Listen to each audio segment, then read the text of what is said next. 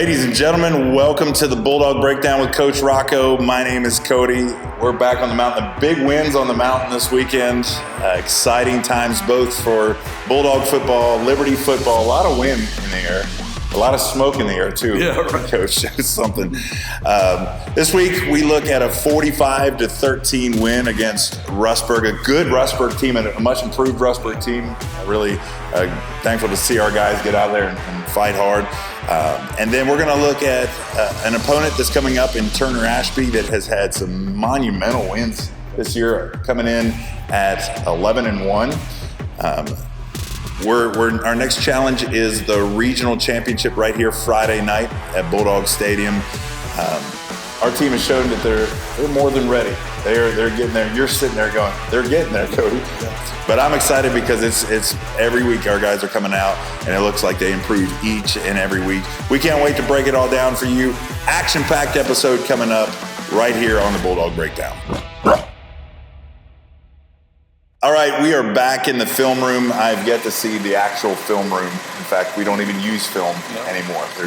It's all digital, but we still call it, let's look at the tape and all that kind of stuff. I don't know what the deal is with that. But we're going to look at our game against Rustburg. What a game, 45-13. Coming in second time, we talked about it last week. It's not easy to face an opponent twice, and they definitely came in ready for what we typically do. You switch some things up.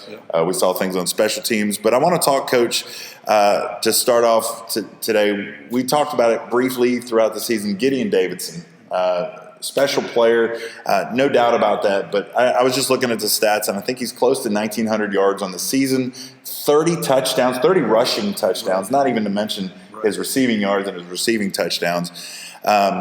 You got him. He's committed to a top program like Clemson. How do you keep him challenged and engaged with the immediate goals of the team, especially during these high-pressure playoff games? Well, I mean, I think any thoroughbred player is going to rise to the occasion whenever you're playing big games, and I think that in itself is motivation for Gid because he is a thoroughbred. And I think, Gid also realizes that there's aspects of the game of football that he's still trying to learn and still trying to get better at. So, he wants to learn and he wants to work hard. And all of these attributes that he's developing now in high school will pay dividends for him, down the road at Clemson. But he's such a great kid, and he loves his teammates, and his teammates love him. So, that kind of keeps him motivated. And statistically, I mean, I don't know that is a big motivation to him specifically. But what you just mentioned, and over his last 3 years here, I mean, remarkable statistics. I mean, probably if you add them all up, he's almost closing in on almost 90. 80-some 90 touchdowns rushing alone. And the crazy thing about it is there are many games where Gideon doesn't play maybe even more than half of the game. Yeah, I think the Liberty game, he only played a drive. Yeah, and Fluvanna, he played two series. And, so we try to keep the wear and tear off him as much as we can. But, coming down this home stretch, playing Turner Ashby, and then, God willing, beyond, I mean, he's going to have to be a warrior. Yeah, I looked at it as I was looking at some of the stats, and from what I see, that those 30 touchdowns, 1,900 yards are in the equivalent of about 5 complete football games. Okay. Wow. So that's amazing to think, and it is the right thing when you're up on an opponent to pull them out. But you wonder, man, how amazing! Well, considering his prominence, and that, and I hear it when teams come in, that we got to stop Gideon. That's their mindset. How do you balance the offensive strategy to ensure versatility, so the team doesn't become too predictable with opponents? It seems like an easy thing. Hey, let's hand it to Gideon, or let's throw it to Gideon, and he'll get those yards. And it took a little bit even against Rustburg, but eventually he breaks off a 50-yard touchdown run. How do you prevent predictability? Yeah. Well, I mean, I think the first thing I would say is that is true. I mean, people think it is just as easy as give the ball to Gideon and get out of the way and let him run for touchdowns. Football is a very simple but very complicated game, and the offensive line is doing what they do to create holes for Gideon, and we're doing different formations and trying to get people out leveraged and out flanked so that it gives him a little better lane to run in, and so there's so much that goes on to create the fact that here, Gideon, take the ball and run. And then Gideon is, when the ball's in his hand, he's as good as anybody. But there is so much around that helps him be successful. So I would say, how do you keep things fresh is really the formational things, and schematically how we're blocking, what our schemes are that may be a little bit different one week to another week, and then formationally how we get people out leveraged and out flanked and create an illusion of this is where we're going to go, but we're really going to go over there. And so, it's a challenge, but it's fun. That's the beauty of the game of football and the creativity that's within. You've been coaching a long time. Are there any times that he's broken a run that it's caught you by surprise?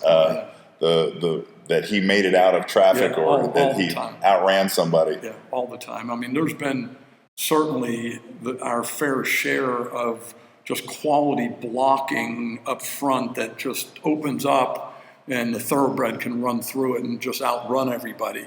But then there are times where, he's just so balanced as he hits up in there and has the ability to see and maneuver and get through little tight spaces and then hit the jets and go. So there's plenty of times where it looks like, he's a dead duck, and then all of a sudden he comes out on the other end.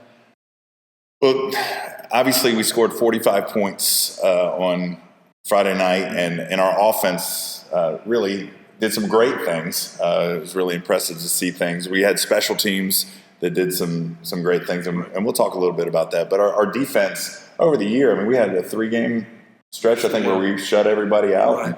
Right. Talk to me a little bit about defense. I think Weston Woodard had 11 tackles. This game was really on fire. Our strong defensive performances this season, how do you approach defensive strategy, player rotation to maintain an edge against some of these really good offensive teams? Yeah, I think, again, because we don't have a whole lot of depth, it's training up our younger guys that potentially could give you a couple reps here and give Easton a blow, or give Tyler a blow, or give Ryan a blow, or whoever on either side of the ball. And I think we've gotten to the point now, 13 weeks into it, where there's a couple young guys that we're feeling through their training as a varsity player in practice, and then playing JV a lot, and now they're with us and getting extra weeks of practice where most JV kids are home now playing basketball or wrestling or doing nothing. Our guys are still practicing, so they're continuing to get better and better and better. So guys like Big Bob, he's given us some good quality reps. Jackson Manning is giving us some quality reps. Brady Collins, who we've talked about before from the offensive side, has been able to give us some quality reps and lets some of the varsity guys, starters, get a little bit of a blow. I saw a stat too just the other day where in the third quarter of football this year, so we played, I don't even know, 12, 11 games. How many games have we played? 11 games. Yeah. In the third quarter, we have outscored opponents 92-6. Oh my! Yeah. So if you think about it, when games are really put away, you come out of halftime and you can score and you can keep them from scoring. That's where you put games away, and our guys have been able to do that this year. And the defense giving up only 6 points all year long in the third quarter, and other quarters aren't that much more really. Right. But the third quarter is our best quarter of the year. And that is impressive. Final thing about this week, I just want to touch on both in receiving the ball and in kicking off. Our special teams really kickoffs, kick return, and field goals, extra points. Clicking on all cylinders. Tell me about your special teams and what it's meant to see that. Jeb got his second kick return for a touchdown this week. Yeah, it starts with Coach Pribble, who's our strength coach, but our special teams coordinator. And he takes ownership of special teams, and it is such a breath of fresh air for a head coach to have a right-hand man that just takes ownership of what his role is. And I can't speak enough about Lucas. He is a tremendous, tremendous person first, and a tremendous coach. And then he meets with me multiple times during every week, and we always want to have enough of our kind of starters that need to be on the field to make electric type plays.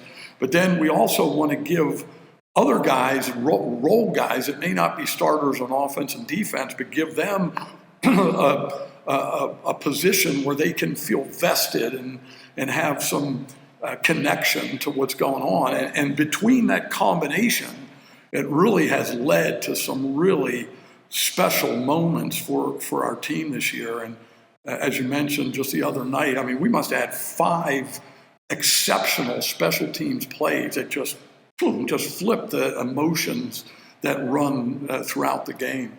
Sometimes when special teams comes on, people use that as a moment to lean down and go get some nachos. Go get some nachos and stuff. But it really has, over the last several weeks, become a time where you keep your eyes on the field because you just never know what might happen.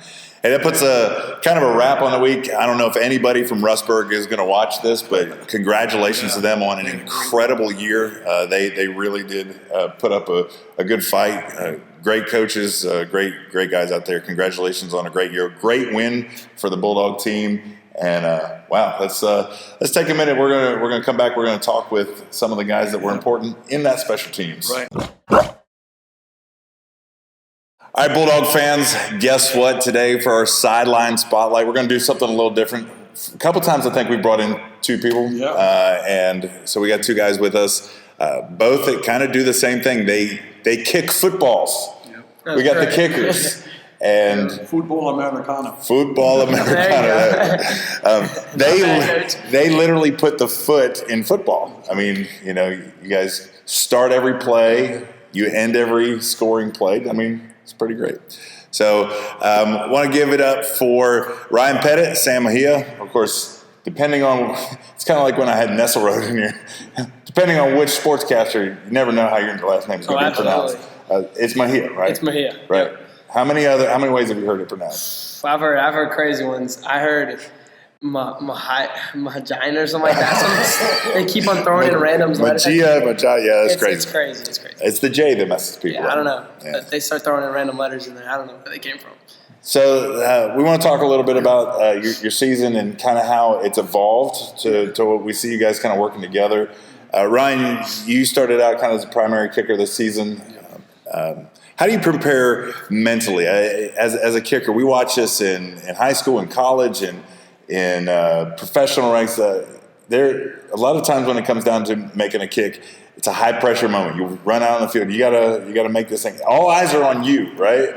How do you prepare mentally for those moments when a game or the momentum might hinge on your kick? I don't mean to put any more pressure on you than there is already. Maybe you didn't know that. It is a lot of nerves and stuff kind of like that, but you just got to trust yourself. I kind of used to think a lot during kicks, but now I just kind of try to drain everything out, which I've gotten better at. And so now I just kind of just do what I do. Try to think less and just kick it. That's cool. Hey, Sam, you've been stepping into the game in some key moments, both being able to put the ball through the uprights, but really some of these kickoffs that we've been seeing lately. How have you stayed game ready, like for those moments when the situation calls for it? We talked with Coach Pribble a couple weeks ago, and he said it really depends on the moment, what's needed for the team. That sometimes they might tap you to come in. How are you on the sideline just getting yourself ready? I would say it honestly starts in warm-ups and throughout the week. Like, I'm always ready. Like, I'm going to train. Like, I'm about to play. Like, there's no doubt about it. So it doesn't matter if I'm playing or if I won't play in the game. Like, I'm always mentally prepared for it. Like, I will warm up, like, thinking, like, I'm about to go out there, like, I'm about to do good. Like, I train and I prepare and I warm up, like, I need the big shot. Like, I'm about to play. So I'll stay mentally prepared. And like I said, it starts in the beginning of the week. But so when I'm on the sidelines, like, I'm ready to go. Like, I'm engaged in the game. I go over and talk to Pribs sometimes. And I'm like, yo, like, I'm ready, whatever. I talk to Moon as well. Like, and I also, just try to be around, be active, paying attention to the game, see how the scores are going. Just kind of looking at the dynamic of the game. Speaking of dynamics, and this kind of goes to either one of you, what's the dynamic like between you guys? How do you guys get along? And is it just football, or we talked a little bit before the podcast. What's it like between the two of you? I mean, we have a good friendship, that kind of thing. We always mess around, play competition stuff. When we come and kick, just put pressure on each other. So when we do get in the game, it's not as bad. So I mean, it's just a good competition. And I would say that we have a pretty good bond because this isn't like the only sport we're teammates in. Like in soccer, we've been teammates. We've been teammates in indoor soccer and in outdoor soccer on the varsity soccer team. Like me and Pettit would work together. We've always had a good dynamic duo with each other. So it kind of translates over into this. So it's a competitive atmosphere, but there's no animosity. Like we're just competitive and working for a bigger goal together. Coach, what does it mean to you to have two reliable kickers that really have different strengths type thing, and how does that impact you guys as coaches? It's huge. I mean, we've never had this luxury. I mean, this really is a luxury to have two quality guys. I mean, Ryan has been with us the longest, obviously, and maybe not known very well, but Ryan's one of the toughest, hardest hitting kids on our team. He really is. Yes, he is. And we love the fact that he's willing to go down there and whack somebody if he needs to. I've seen it. And Sam is as good an athlete as we have on the team. Not that Ryan's not a good athlete, and not that Sam isn't tough, but the skill sets that they have, apart from being able to kick the ball, is really what I think makes them both special. And I mean, we've always tried to use our special teams as a means of creating stress for the other team, and that you think a lot that you got to defend our offense and then you got to play defense and all that kind of stuff. But if you also now throw in the component of special teams that the opposition has to practice hard and put time in to be able to contend with what we're going to do against them on special teams, it takes the whole preparation to a whole nother level, So, Ryan right now probably has a little bit of a stronger leg and he's got more experience and more maturity in kicking the ball. And Sam might be a little bit more of the touch guy, where he can take the sand wedge and, drop it down and lay it down where we want him to drop it. So they've really become a great 1-2 punch. Yeah, I think it's important. I know that I've heard in the sense some questions, because one moment you'll be in there and the ball's coming down at the 8-yard line, at the 2-yard line, and next moment it's like you said, it's that precise. All of a sudden, boom, you're kicking it, and the guy doesn't even know where the ball is, and they're chasing it all around. And there is that question: why are we kicking it so short this time, or why are we kicking it to that guy? And so there's strategy in some of this. So let me ask the two of you: most memorable kick or moment for you this season? He made a big kick just the other night. Absolutely. So I don't know if that would be it. But He that was greened it. a huge kick for us. I mean, I think the 44-yard or 43-yard I kicked, that was pretty memorable because, it set a record and all that. But the kick I had last night, or the 2 nights ago, that was, the best, kick I had, form-wise and, power-wise. And so, that was very memorable because, I hit that well and I know I did. Versus the 44-yard one or 43, whatever, I hit it well, but it wasn't as good, as I wanted. So the moment you kicked the one the other night, you knew. Yeah, I knew. You can always know the second. Yeah. If you had to guess, totally a guess, and you could say 100 yards, I don't know. If you had to guess, how far do you think that you could have, if you kicked that same kick but backed yourself up, how far do you think that would have been good from? I would probably say 50 plus. Yeah. Absolutely. Yeah. I would probably say 52, maybe 53. Yeah. I think it's a fair one. What about you? What's your favorite moment of the season? Definitely on Friday night when we got the ball back off of the pooch where the guy got it and they punched it out and we were able to score a touchdown off of it. That was my most memorable moment. Yeah, it definitely had them all out of sorts. There's several times special teams really played a moment. Coach, tell me a little bit about, you talk about the strengths of having them there, but overall, special teams a lot of times, I think in high school football especially, gets overlooked as let's just exchange the ball a little bit. And you guys seem to use it kind of as a strategy to win the game. Yeah, it's a weapon for us. I mean, we always talk about the 3 different phases of the game. And, traditionally, if you can win 2 of the 3 phases, whether it's offense and special teams, defense and special teams, offense and defense, you're likely going to win the game. The field goal that Ryan made the other night, I can't quite remember. I think we were up maybe a score at the time, and then his field goal put us up 10. And then I think on the kickoff we got it back, or something quickly we got the ball back, whether it was on a muff punt or a kickoff. And then we ran the little trick play, the double pass, and then all of a sudden we went from up 7 to up 17 like that, And it was because of the field goal and then just giving us some mojo to carry on. Yeah, and that really changes the team's mentality when it's 2 scores versus 3 scores. Yeah, no doubt. The way you have to attack that's different. Guys, are there anything – kickers are a special breed. Coach, I don't know if you recognize that. Are there any routines or superstitions or anything that you guys have when it comes to game day or even lining up for a kick? What are some things that you guys do that maybe we don't get to see? Well, I used to be very superstitious like last year, and this year I try to break that habit, which I've gotten better at. But like before the game, I'll always roll my feet out for it's just like a thing I do every single time before a game. And then like when I go out to warm up, I always go from right hash, right middle, left hash, and just like go through that sequence every single time.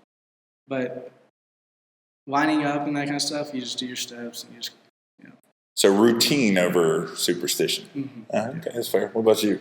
For the most part, I'm not superstitious. I do like to have the routine where I come in here before games and I like to stretch really, really well to where like I can hold my hands like on my legs, like just holding myself locked out and just being super flexible in my hips and in my hamstrings. I grab a lacrosse ball and I press it against the wall and like just loosen up my hips. But one thing I am somewhat superstitious about is the way I tie my laces. They have to be tied just right or else I'll undo them and retie them to where they lay flat and like there's no like coils in the lace. They have to be all perfectly flat. That's the only thing. I'm not superstitious, but I still get in that thing of I don't want to say, oh, he's definitely going to make this because I somehow think that I'm going to affect, your kick by being automatic. I do that on extra points because Carter and I, we do the stats, and when it gets up, I want to put extra point made. Just so you know, I never do it until the ball goes through. Ever do that. I'm not superstitious. I'm a little stiff. Nice quote. All right, so let me just finish with this. You talked about being physical. Do you like to hit people? I do. You should see him in soccer. So when you're kicking off and you get that long, you're looking. I mean, you probably have your lane you got to take care of, right? Yeah, I have it's like I have in the field. I just got to be the safety for it. You do realize that if you're the one making the tackle, that's probably not a good thing. Right? Usually it's not a good thing, but I just like to find someone and just tackle him.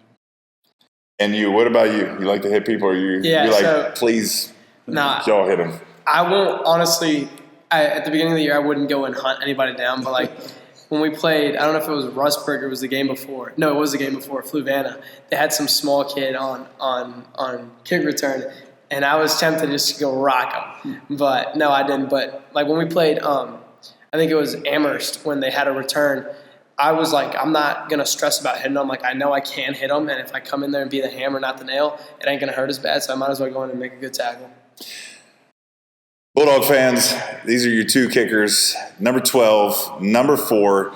You got to pay attention when they come out and see if you can guess what direction the ball is going to go, how deep it's going to go.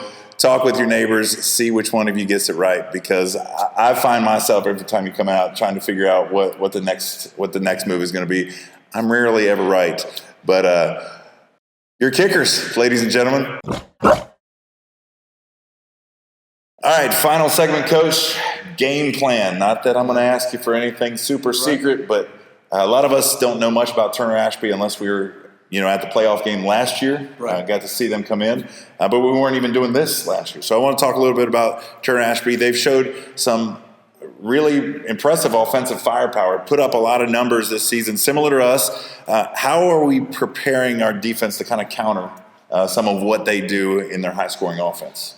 Yeah, I mean, we're taping this here on a Monday and games on Friday, and they just played on Saturday That's right.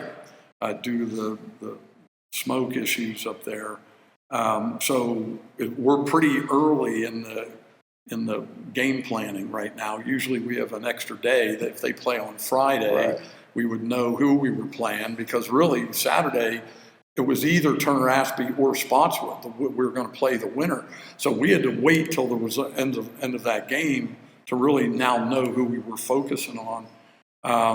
But they are a very, very dynamic team. They are huge up front, but probably definitely the biggest team that will play all year. They have a very good quarterback who's been their district's player of the year 2 years in a row. They have a big, strong running back that's one of the coach's sons, so he's got good genetics and good football IQ. And then they got two receivers.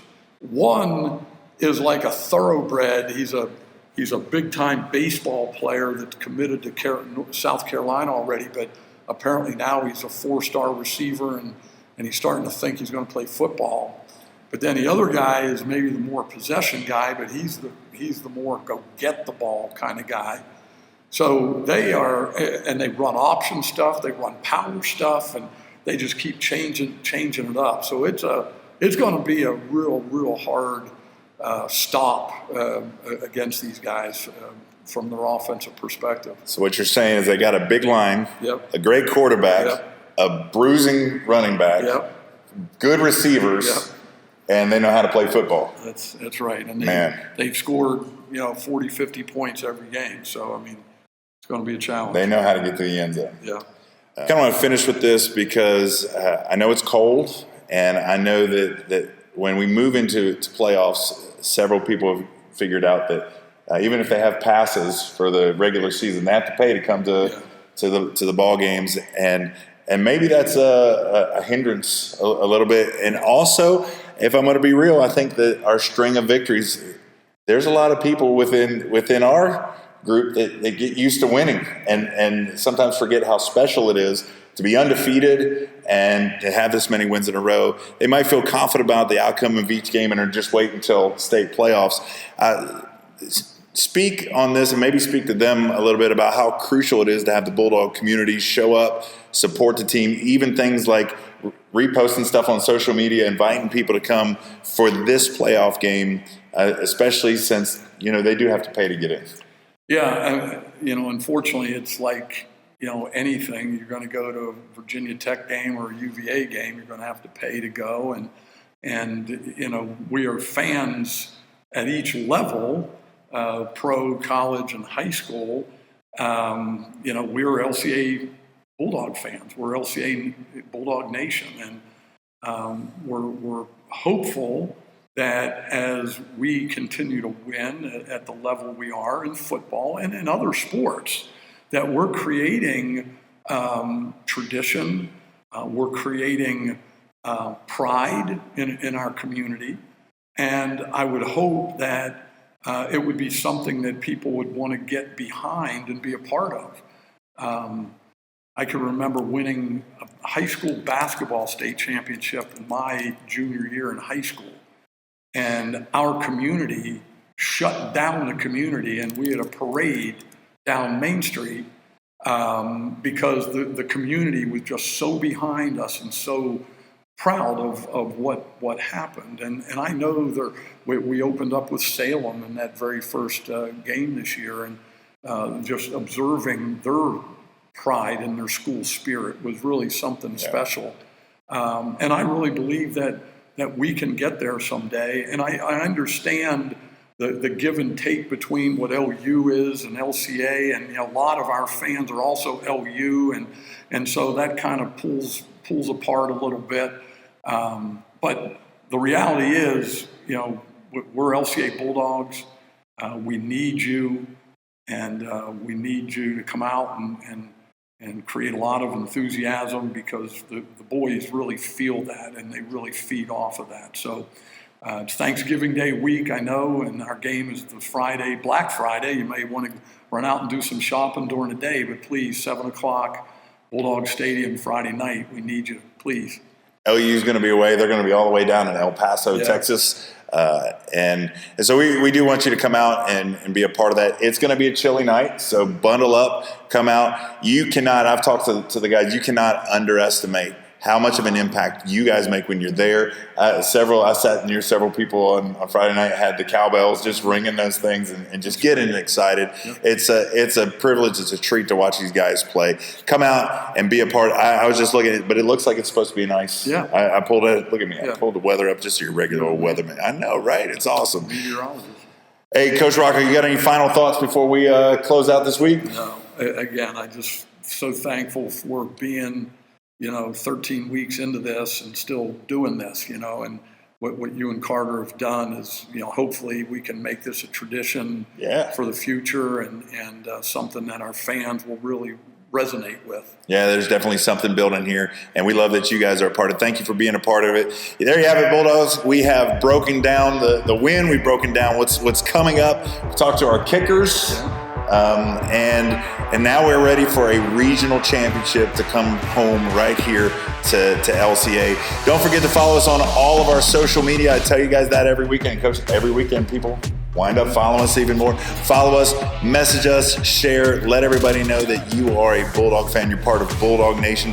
This week's game is more than just a game. It is win or go home, and you are a big part of that. Come out, support the guys, fill those stands, get your tickets online at GoFan, and come and be loud. Give them the support they deserve. Until next time, my name is Cody Moomaw. Coach Rocco, thank you so much. Hey, go Dogs.